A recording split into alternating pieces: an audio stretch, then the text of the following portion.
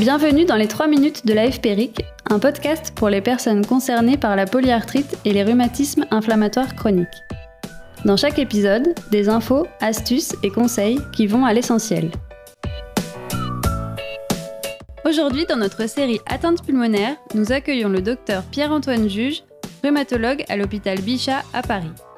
Il nous présente les signes qui doivent alerter et les bons réflexes.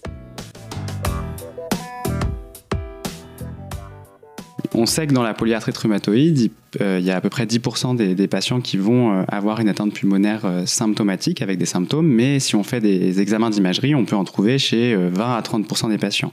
C'est des maladies qui sont lentement progressives, avec des symptômes qui vont arriver petit à petit et qui vont s'aggraver, et chez certains patients, ça peut donc donner des symptômes plus sévères. Et donc, il est important de diagnostiquer cette pathologie le plus tôt possible, et donc d'être alerté sur les signes qui devraient faire consulter.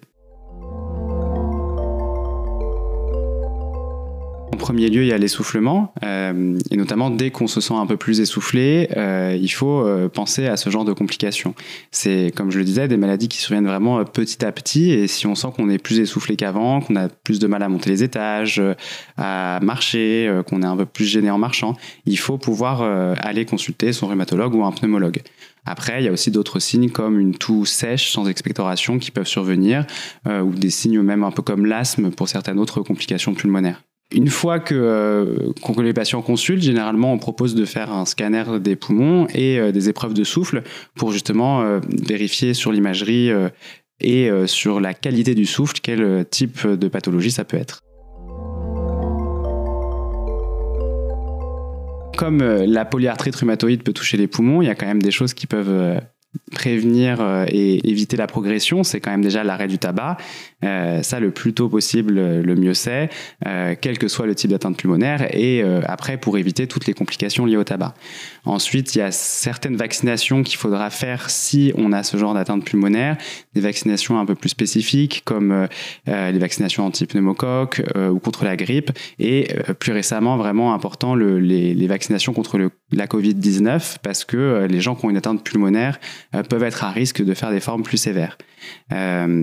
Ensuite, il y a quand même quelque chose qui marche pour tout, pour les articulations, pour les muscles et pour les poumons, c'est faire de l'exercice de manière quotidienne et active, parce qu'après, il ne faut pas laisser ces muscles respiratoires être moins forts, s'affaiblir, et du coup, il faut les entretenir avec une activité physique régulière. Le plus tôt, ces pathologies vont être diagnostiquées, et le mieux, on pourra assurer un suivi et une prise en charge optimale.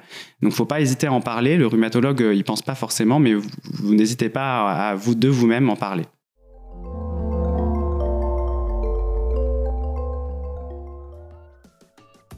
Merci Dr Pierre-Antoine Juge pour ces explications. Nous remercions également le laboratoire Boehringer Ingelheim qui a apporté son soutien institutionnel à la réalisation de cet épisode. Ça vous a plu ? N'hésitez pas à vous abonner, liker et partager nos émissions.